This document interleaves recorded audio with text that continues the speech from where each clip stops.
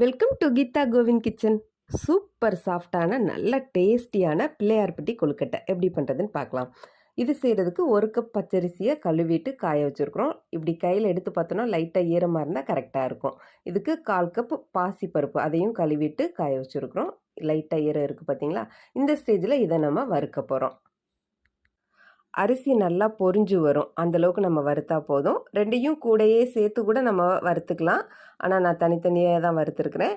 ஏலக்காய் இது கூடையே சேர்த்துட்டோன்னா ஹீட்டாக இருக்கிறப்போ பொடி பண்ணுறதுக்கு ஈஸியாக இருக்கும். அதனால் 7 ஏலக்காய் சேர்த்துருக்குறேன். இப்போ பொரிஞ்சு வந்துருச்சு. இதை எடுத்துட்டு பாசிப்பருப்பு சேர்த்துருக்குறோம். இதுவும் லைட்டாக கலர் சேஞ்ச் ஆகுங்களே, அந்த ஸ்டேஜில் நம்ம ஆஃப் பண்ணிடலாம். இப்போ நல்லா வறுத்தாச்சு. இதை நம்ம ஆஃப் பண்ணிவிட்டு ஆற வச்சிடலாம். இதை நைஸாக பவுடராக அரைக்க தேவையில்லை, பொடி பண்ணால் போதும். ரவை பதத்துக்கு நம்ம அரைச்சி எடுத்துக்கிட்டோன்னா சூப்பராக இருக்கும். இப்போ ரவை பதத்துக்கு அரைச்சி எடுத்தாச்சு. இப்போ இனிப்புக்காக